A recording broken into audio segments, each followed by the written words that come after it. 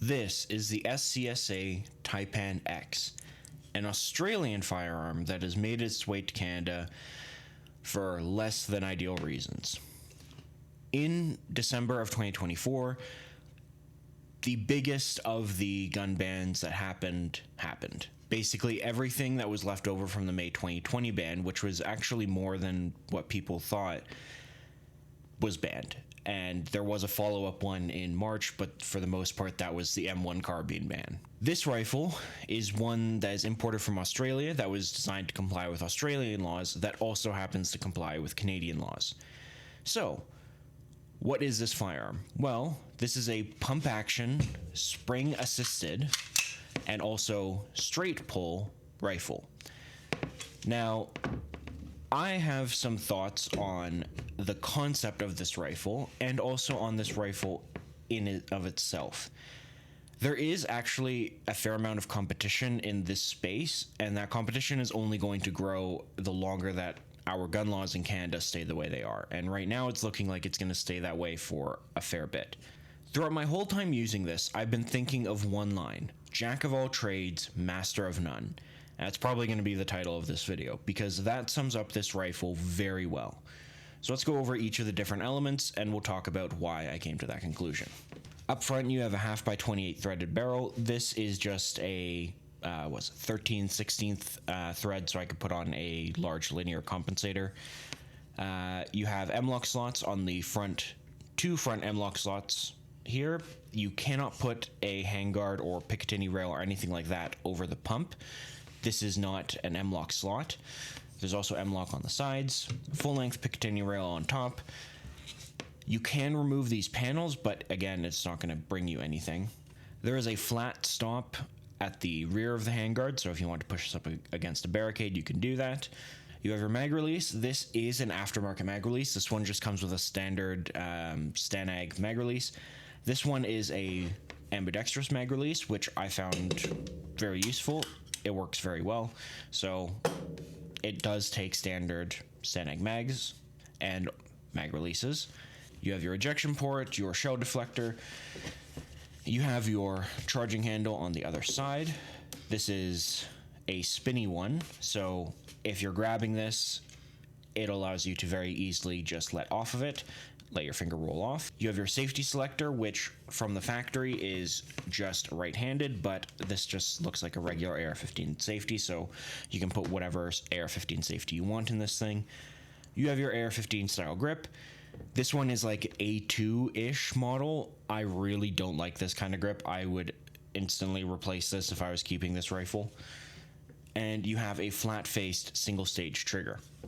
Now the stock is a little interesting. You have 2 points to raise and lower this cheek rest. You have some QD points. It is a skeletonized stock, and you have some extra length adding pads, but it is not a folding stock. This is a fixed in place stock, which I think is a missed opportunity, but I also don't know if it's like this because of Australian law specifically.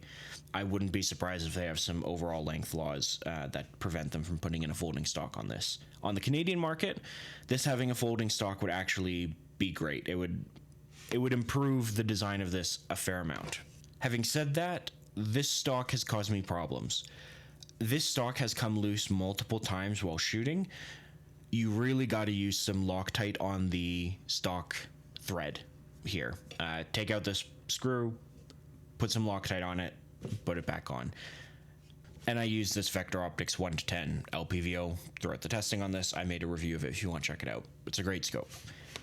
So the reason that I call it a jack of all trades and master of none is because of the two systems that they put in it. The theory is that when you're holding it freehand, you want the pump action in order to more quickly get off shots, which would be great for some competition shooting in Canada or Australia, or I guess hunting or predator defense or that kind of thing.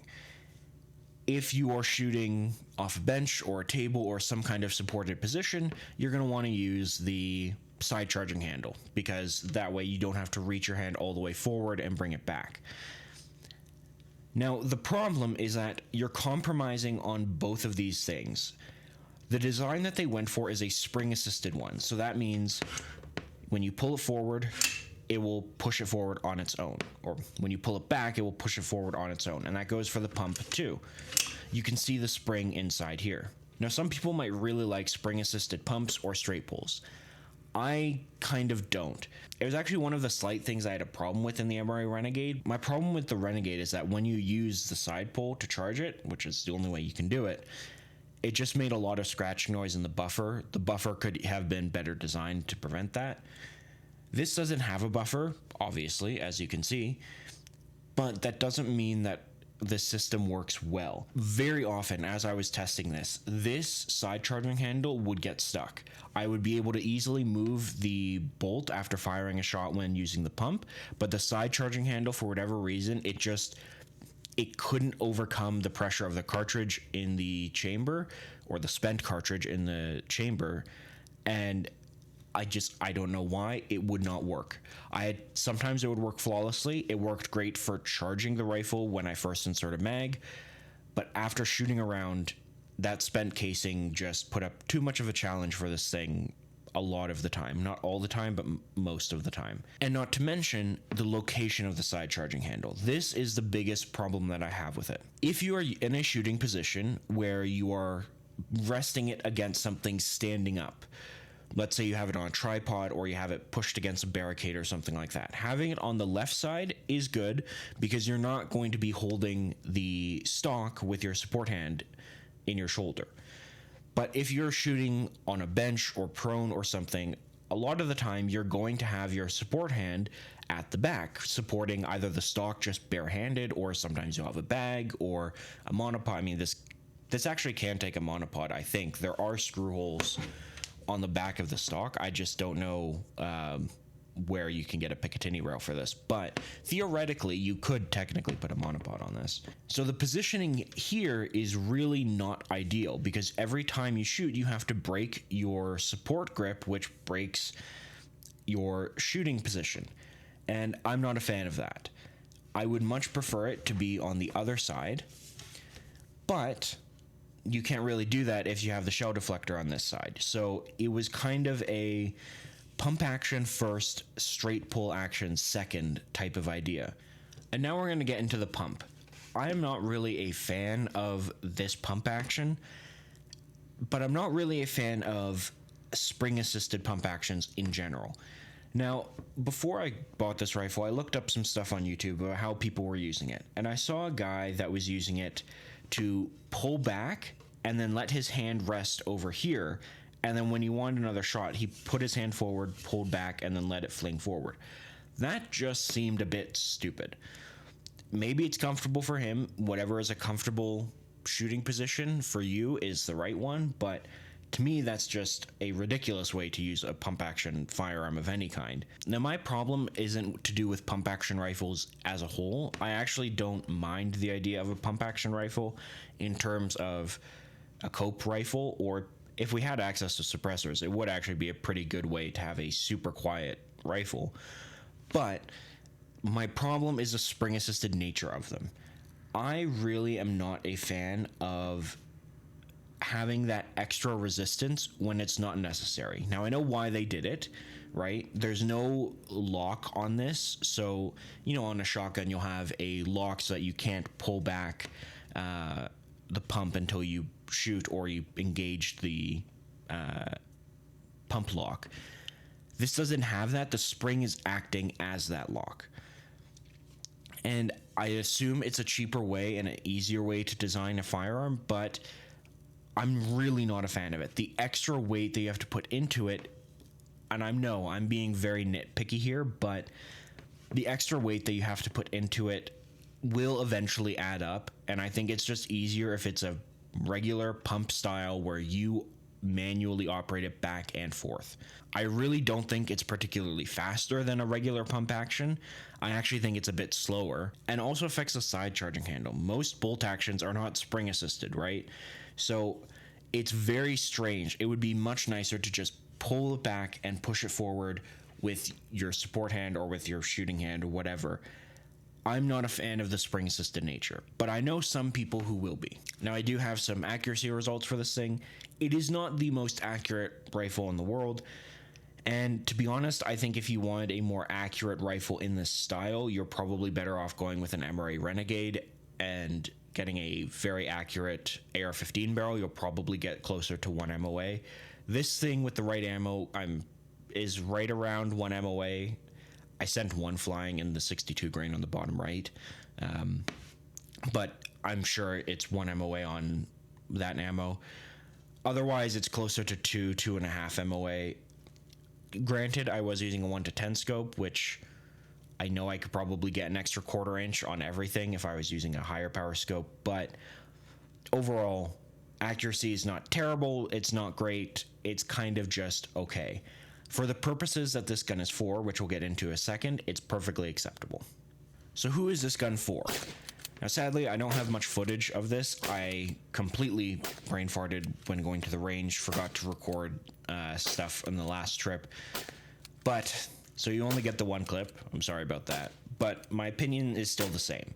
This gun is really for only one kind of person in Canada, and that is a competition shooter. And why do I say that? Well, the pump action nature of this, the flat face trigger, the barricade kind of stop on the front of the receiver / rear of the handguard, all lead to competition roads. Yes, you could use this as a hunting rifle, but I think you get a cheaper, more accurate option for a hunting rifle than this.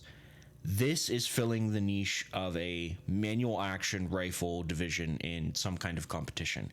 Your accuracy doesn't need to be super high. You will easily hit your center targets, center mass.